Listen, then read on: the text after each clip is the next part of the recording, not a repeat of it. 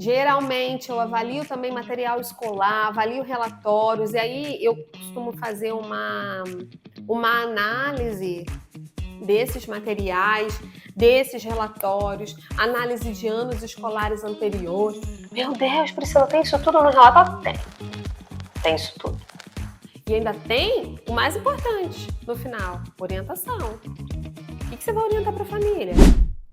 Oi pessoal, sejam muito bem-vindos ao canal do Psico Praticando. Eu sou Priscila Figueiredo, psicopedagoga clínica, e estou aqui para conversar com vocês sobre psicopedagogia clínica, principalmente sobre avaliação psicopedagógica. E o tema do nosso vídeo de hoje é relatório psicopedagógico, informe psicopedagógico ou parecer, laudo psicopedagógico. Existem diversas nomenclaturas. Eu utilizo informe psicopedagógico. O que é isso, Priscila? É o relatório mesmo que a gente faz depois do processo de avaliação. Vamos conversar sobre ele? Vamos conversar porque eu acredito que ele seja assim, um grande desafio para o psicopedagogo, não é verdade? Porque assim, na psicopedagogia, a gente precisa ter um olhar muito criterioso e colocar isso para o papel de forma objetiva, de forma clara e, ao mesmo tempo, de forma responsável, consciente. É difícil, não é fácil. E, ao mesmo tempo, criterioso. A gente precisa ter um olhar e, ao mesmo tempo, saber colocar aquilo ali no papel. E, além da responsabilidade de fazer um relatório adequado, a gente também tem que ter a responsabilidade de escrever aquilo ali de forma técnica, porque nós somos técnicos, somos terapeutas da aprendizagem. Então, não é escrever de qualquer forma, não é escrever sem um parâmetro, sem cunho científico, inclusive. Eu vou escrever isso aqui porque eu acho isso. Num relatório psicopedagógico não pode haver achismo. A gente precisa respaldar o nosso olhar, a gente precisa respaldar o resultado da nossa avaliação naquele documento. Então, eu acho que é por isso que ele é tão complexo para alguns psicopedagogos. E eu vou conversar um pouquinho com vocês sobre essa estruturação, vou sugerir algumas dicas que eu acho que vai ser importante aí para essa caminhada de vocês, tá bom? Primeiro ponto do relatório psicopedagógico. Priscila, eu coloco tudo no relatório? Eu costumo colocar informações cruciais, informações que eu olho e falo assim, isso aqui vai ser importante. Sabe por quê, gente? Quem vai ler o nosso relatório? A gente tem que pensar nisso. Quem encaminhou para mim, vamos colocar assim, foi o neuropediatra. Então, a família vai retornar com essa avaliação. Quem vai ler? O neuropediatra. Quem encaminhou foi a escola. Então, esse relatório é o resultado da minha avaliação, que vai ser muito importante para a escola.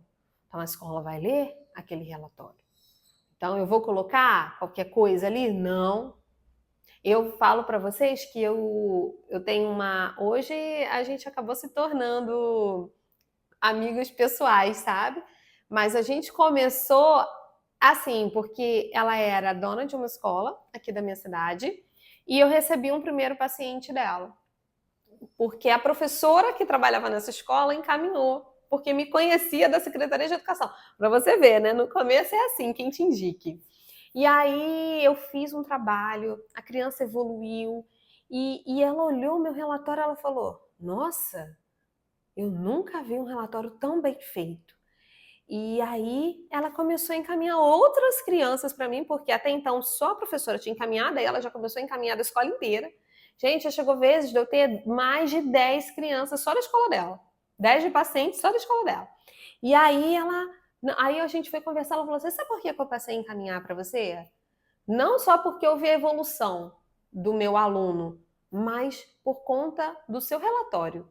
Porque eu olhava o seu relatório e você descrevia exatamente aquele meu aluno e você colocava estratégias para a escola, você estruturava bem o seu olhar, e isso é fundamental.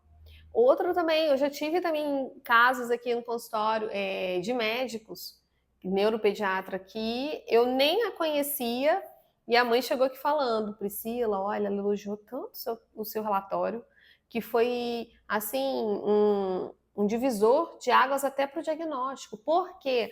Porque por mais que o psicopedagogo não tenha autonomia para o diagnóstico, mas um relatório bem feito, um relatório psicopedagógico bem estruturado, ele vai ser importantíssimo nesse processo.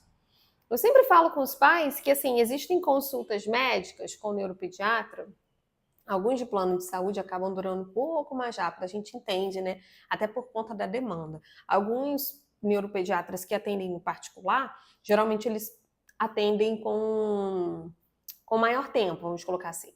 Mas, independente disso, o tempo é curto em relação à consulta com o terapeuta.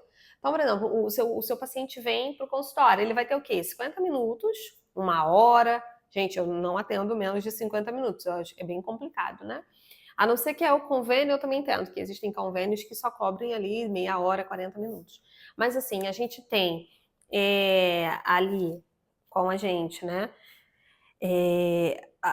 Aquele paciente, uma vez por semana, geralmente tem aí a duração de algumas sessões, é impossível a gente avaliar em uma, duas, três sessões, a gente precisa de um determinado número de sessões para fazer essa avaliação. E a gente ainda tem contato com outros terapeutas, a gente tem contato com a escola.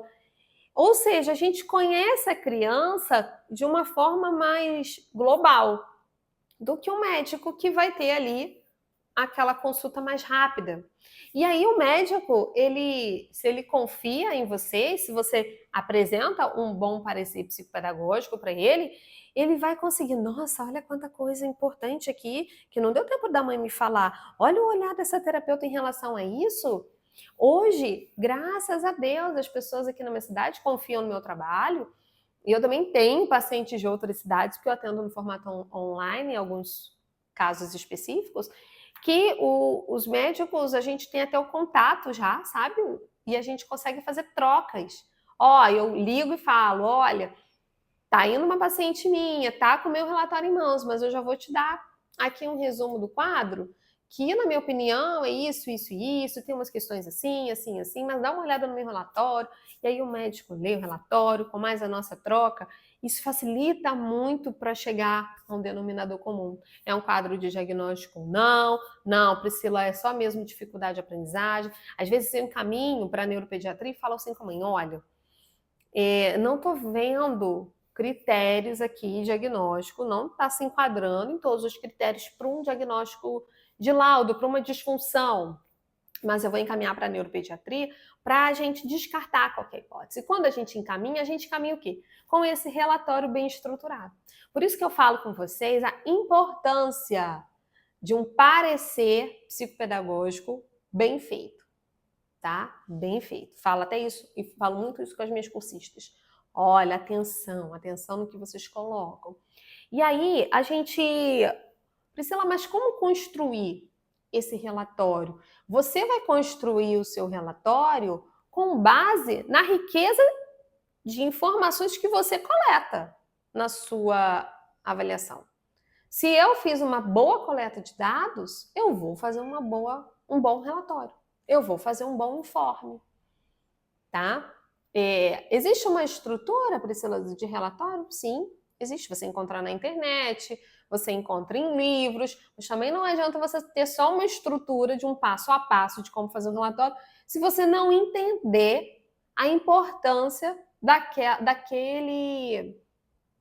resposta ali naquele relatório, daquele dado, sabe? Daqueles dados, perdão.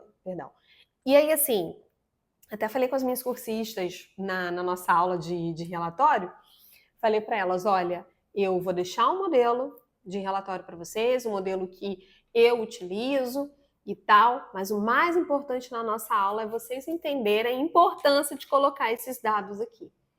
E aí, que dados são esses, Priscila? Dados da anamnese, dados coletados na escola, resultados dos testes, resultado ali também do que você esperaria que ele alcançasse e não alcançou, ou que a criança alcançou e você esperava mesmo que ele alcançasse. Dados também como que eu vou dizer para vocês? De comportamentos observados ali na sessão, sabe? Eu acho que, na minha opinião, quanto mais informações você coletar, melhor e mais estruturado vai ser o seu relatório. O meu relatório hoje ele é muito diferente do relatório que eu fiz, que eu fazia há anos atrás, quando eu comecei. Então, assim, o relatório, hoje, em 2017, quando eu fazia o relatório, esse dia eu estava lendo o relatório meu de 2017, eu falei, meu Deus, nossa, como eu precisava melhorar, e eu tive elogios daquele relatório daquela época. E eu olhava e eu, nossa mãe, como que tá faltando informação aqui? Peraí, isso aqui não está se complementando? Tá? No relatório é importante você colocar os instrumentos que você utilizou, com base, com base nisso eu fiz isso e alcancei isso, tá? No relatório é muito importante que você coloque os encaminhamentos, no relatório é muito importante que você coloque estratégias para a família e para a escola. Então, vocês estão vendo como é importante a gente ter esse olhar de responsabilidade sobre esse parecer psicopedagógico, que esse parecer pode ser um divisor de águas? Então, assim, hoje, às vezes eu até demoro a entregar um pouquinho o relatório para a família, às vezes eu faço a devolutiva e não entrego o relatório de imediato, porque eu gosto de fazer toda uma coleta de dados antes de colocar naquele relatório. Priscila, páginas. Quantas páginas tem que ter, gente? Páginas o suficiente para descrever tudo que você observou. Mas eu vou colocar tudo? Tudo? Não. Vai colocar o que você tem certeza. E é claro, gente, de forma ética, de forma técnica, tá? Então, vou dar que forma técnica, Priscila? Vou dar um exemplo, leitura. Eu vou escrever assim: meu paciente sabe ler. Estou falando de forma grotesca, tá, gente? Meu paciente sabe ler. Não. Que forma técnica é essa? Que tipo? Meu paciente, o paciente ou a criança tal, realizou a estratégia de ler de forma tal, alcançou a leitura de palavras de determinada estrutura. Gente, detalhado, né? Não vou escrever somente se ele sabe ler ou não. Escrita. Meu paciente sabe escrever palavras simples e complexas. Que palavras? Que tipo de palavra? Que tipo de estrutura de palavra você utilizou na avaliação? Você usou só palavras isoladas? Você usou frase? Você usou texto? Você usou texto mais simples? Textos mais complexos? Você usou palavras de alta frequência? Você usou palavras de baixa frequência? Você usou pseudopalavra? Meu paciente entende o que ele lê. Entende o quê? Entende um contexto inteiro? Entende uma estrutura de um texto mais simples? Entende uma história com apoio visual? Entende uma fábula? Entende um texto informativo? Entende um texto com personagens? Uma história em quadrinho? O quê? É riqueza de detalhes. Meu paciente estrutura o pensamento dele conforme esperado. Escrever aqui. Com base em quê? Você fez o quê para chegar a esse resultado? Vamos falar de níveis de desenvolvimento. Tá, seu paciente está em que nível, segundo o PAG? Vamos especificar, porque se você utiliza como um recurso uma estratégia de avaliação de níveis de desenvolvimento conforme PAG, você precisa especificar ali. Então é isso que eu falo. Riqueza de detalhes na hora da construção desse relatório. Tá dando para entender, gente? Se vocês não entenderem, vocês podem deixar as dúvidas aqui nos comentários para eu poder responder para vocês, tá? Com mais riqueza e de detalhes a partir das demandas também. Mas eu acho que basicamente seria isso. Como construir esse informe não é se preocupando com o número de páginas, mas se preocupando com riquezas de detalhes. Inclusive, no meu relatório tem uma parte que eu coloco que são outros padrões e outras observações feitas no momento da avaliação. Que outras são essas? São outras. Tudo que eu vou percebendo, tudo que eu vou analisando. Existe também a parte afetiva social, que é importante a gente colocar, tá? No relatório, tudo que envolve ali emoção, comportamento, socialização, interação, comportamento da criança com você. Geralmente eu avalio também material escolar, avalio relatórios, e aí eu costumo fazer uma análise desses materiais, desses relatórios, análise de anos escolares anteriores. Meu Deus, Priscila, tem isso tudo no relatório? Tem isso tudo. E ainda tem o mais importante no final, orientação. O que você vai orientar para a família? Lembra que a gente estava falando sobre a questão de segurança na hora de orientar, de segurança na hora de sugerir ali para a família, encaminhar de forma correta, isso tudo você vai colocar no seu relatório também, tá? E conversar com a família, olha, esse é um documento importantíssimo, leve para o neuropediatra, leve para o psiquiatra da infância e adolescência, leve uma cópia para a escola. Não quer apresentar o relatório todo para a escola? Que eu acho um erro? Pelo menos a parte da orientação para a escola, tá? Gente, sejam éticos. A gente jamais vai entregar um relatório para terceiros antes de entregar para a família, tá? Família em primeiro lugar. Eles te procuraram. Você pode até fazer uma reunião com a escola e falar assim, olha, eu estou terminando a avaliação dele, eu vou entregar um relatório, mas eu vou entregar para a família e eu vou orientar a família para te entregar, tá bom? Esse papel de entrega é da família, por favor. Não cai nesse lado de compartilhar laudo, relatório, a não ser que a família autorize. Olha, eu estou te mandando aqui, eu tenho um contato da escola, você quer que eu encaminhe para a escola também? Você mesmo vai encaminhar? Tudo combinado com a família, tá bom? Sejam éticos, sejam responsáveis. E responsáveis também no momento de estruturar mesmo essas testagens. O resultado dessas testagens, não só testagens, tá? O resultado do seu olhar naquela avaliação. Comportamentos atípicos. Fiz uma determinada atividade, meu paciente demonstrou comportamento tal. Eu acho que isso não é importante eu colocar. É importante. Você tem certeza disso? Coloca. Não tenho certeza? Não coloca. Se você não tem certeza, não coloque, tá? Só coloquem realmente o que vocês tiverem certeza. E eu acho que esse é, assim, das situações mais importantes da gente pensar, tá bom? Sobre relatório ainda, vamos lá. Priscila, coloco também falas da família, informações que a família trouxe? Sim, sempre com muita ética. Então vamos colocar assim: nossa, Priscila, me falaram que acontece isso em casa, que o pai faz isso, que a mãe faz aquilo.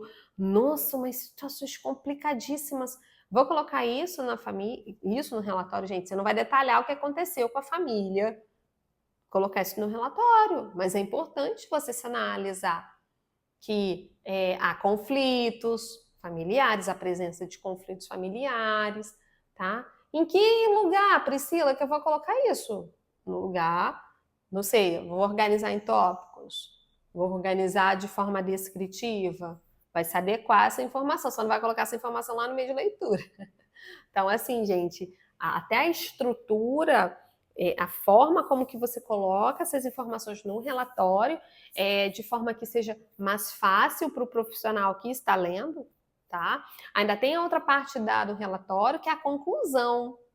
A que ponto você chegou? Priscila, mas você não falou que a gente não precisa concluir laudo? Não precisa concluir laudo, mas eu preciso ter uma conclusão da minha avaliação. Peraí, na minha conclusão, teve déficits pedagógicos, teve déficit cognitivo.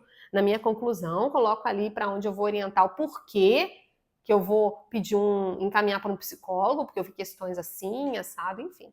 Tá bom, pessoal? É muito importante que vocês tenham todos esses critérios, tenham esse cuidado na produção desse relatório. Espero ter ajudado vocês. Até a próxima, pessoal!